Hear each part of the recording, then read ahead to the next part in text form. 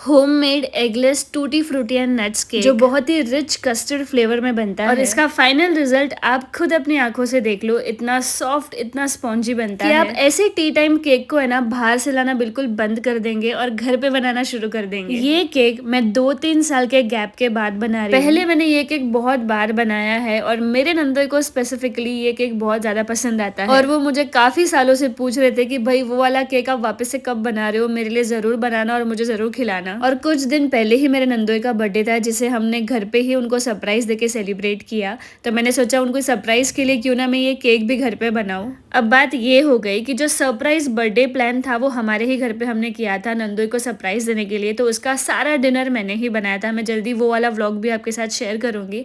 अब बिकॉज मैं एक तरफ डिनर भी संभाल रही थी और केक मैंने बहुत जल्दबाजी में ओवन में लगा दिया, तो मैंने ध्यान ही नहीं दिया और केक आप देख सकते हैं थोड़ा सा डार्क हो गया था। बट फिर भी उस रात उस केक को सबने बहुत पसंद किया। इनफैक्ट सब लोग घर पे भी थोड़ा थोड़ा लेके गए थे। अब सब कुछ इतना अच्छे से हो गया था बट फिर भी मेरा मन सेटिस्फाइड नहीं था, बिकॉज मुझे हर चीज है ना परफेक्ट करने की कुछ ज्यादा ही आदत है। तो मैंने दूसरे दिन दोबारा इस केक को बनाया ताकि मैं इस केक का परफेक्ट टेक्सचर आप लोग के सामने ला सकूं। वो वाला केक जला नहीं था बट थोड़ा डार्क और कैरेमलाइज हो गया था, बट उसका भी स्वाद बहुत ही अच्छा लगता है जिसको पसंद आता है। बट एक्चुअल कलर और टेक्सचर ये वाला था जो मैंने दूसरे दिन बनाया था। तो चलो जल्दी से रेसिपी शुरू करते हैं। अब आप इंग्रेडिएंट्स की लिस्ट की चिंता नहीं करना, बिकॉज कमेंट में मैंने पूरी रेसिपी डिटेल में दी हुई है, तो आप रेसिपी को सेव करके रख सकते हैं। अब यहाँ सबसे पहले मैंने मिक्सिंग बाउल में नॉर्मल मेल्टेड बटर ले लिया, जो अमूल का सॉल्टेड बटर आता है उसको मेल्ट करके लिया। फिर उसके अंदर डाल दिया है कंडेंस मिल्क। फिर उसके अंदर डाला है वेनिला एक्सट्रैक्ट। कितना क्या लिया है नीचे कैप्शन में लिखा हुआ है, तो प्लीज आप चेक कर लीजिएगा। यहाँ पे मैंने पाइनएप्पल का थोड़ा सा एसेंस डाला है और यहाँ पे शुगर डाली है।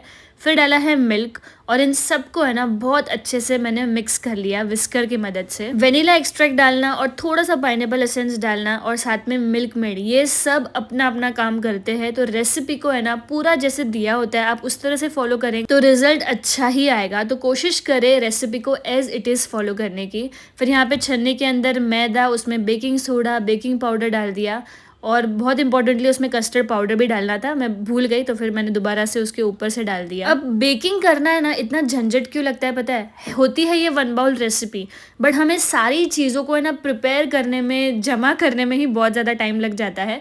तो आप अगर सारी चीज़ों को एकदम मेजरमेंट के साथ आपके सामने रखेंगे तो बाद में मिक्सिंग करके सिर्फ आपको ओवन में लगाना ही होता है, उसमें ज़्यादा टाइम नहीं लगता। बट हाँ, आपके पास हर चीज़ अवेलेबल आपके सामने होनी चाहिए, वरना तो पूरा किचन तहस नहस हो जाता है। तो लास्ट में जैसे आपने देखा मैंने इसमें कस्टर्ड पाउडर डाला था और उसको हल्के हाथों से मिक्स कर लिया। अब है ना बहुतों का सवाल रहता है कि भाई आपने मिल्क मेड भी डाला, वापस से शुगर भी डाला, ऐसा क्यों? तो भाई यहाँ पे जो भी चीज ली है ना उसका हर एक का अपना रोल है। मिल्क मेड है ना बिना अंडे के भी अंडे वाला काम करता है, और शुगर जो है ना हमारे केक में है ना एयर इनकॉर्पोरेट करता है। मतलब जहाँ पे आपको जो केक फ्लफी सा और ऊपर से जो गोल्डन टेक्सचर दिखता है, क्रश दिखता है, वो शुगर के वजह से होता है। तो जैसी दी है ना रेसिपी वैसी अगर आप फॉलो करेंगे तो आपको 100% अच्छा रिजल्ट मिलेगा।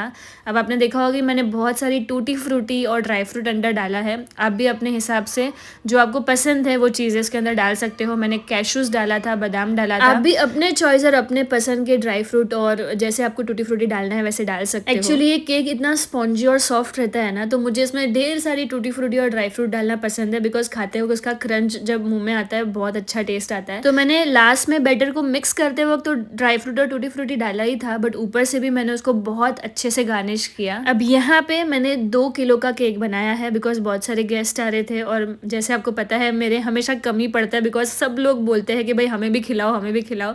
तो मैंने यहाँ पे 2 किलो का केक बनाया था, बट मैंने ना आपको 1 किलो वाली रेसिपी दी है ताकि आप कुकर में भी आराम से इसे बना सके। अब आप देखना केक की लाइनिंग कहाँ तक की है और देखना अब जाके केक इतना अच्छे से फूल के कितना ऊपर तक आ गया है। सच में ये केक इतना अच्छे से फूलता है और आपको तसल्ली रखनी होगी।